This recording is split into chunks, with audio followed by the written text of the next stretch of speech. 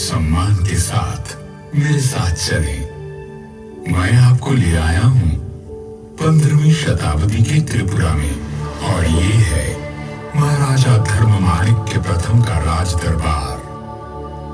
महाराज ने आज एक खास वजह से अपने चिंतई दुर्लभेंद्र को बुलवाया है।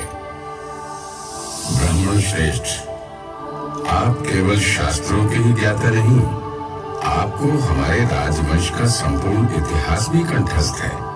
मेरी इच्छा है कि आप सरल भाषा में वो कथा हमें सुनाएं और हमारे राजकवि बाणेश्वर और शुक्रेश्वर उसे ग्रंथ का स्वरूप दें।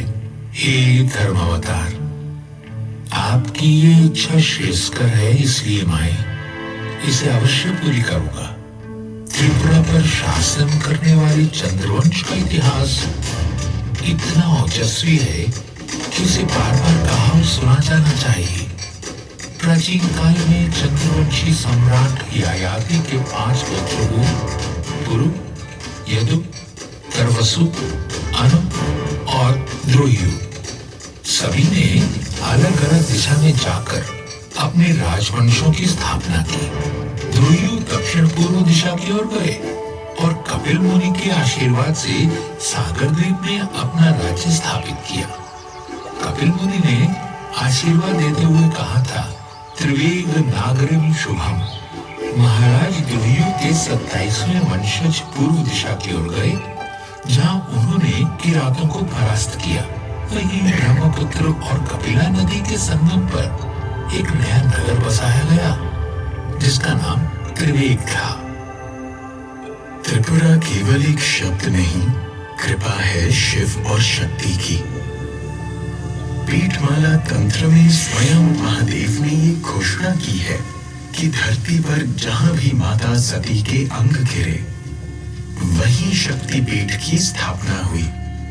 उसी ग्रंथ में संकलित एक श्लोक में कहा गया है, त्रिपुरा में देवी का दाहिना पैर गिरा। पूजनीय देवी को त्रिपुरा सुंदरी कहा जाता है और यहाँ स्थापित शिव का नाम त्रिपुरेश भैरव हुआ। और इस तरह शुरुआत हुई एक कीर्तिवान राजवंश की, जिसने करीब 3000 साल तक आर्यवर्त के इस महान भाग पर शासन किया। महाभारत, पुराण और अनगिनत शास्त्रों में त्रिपुरा का उल्लेख मिल जाता है।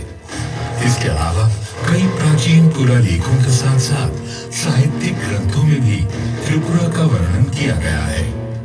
मुगल इतिहासकार अबुल फजल आईने अकबरी में लिखते हैं, भाटी प्रांत के पास एक आजाद राज्य है, इसे त्रिपुरा कहते हैं। इसके राजा का नाम विजय माणिक्य है। इस राजा के पास 2 लाख पैदल सेना और 1000 हाथी हैं। त्रिपुरा के इतिहास से तो आप परिचित हो गए, अब इस कथा के सूत्रधार से भी मिल लीजिए। शुभ्र कांति, उज्जवल मुख,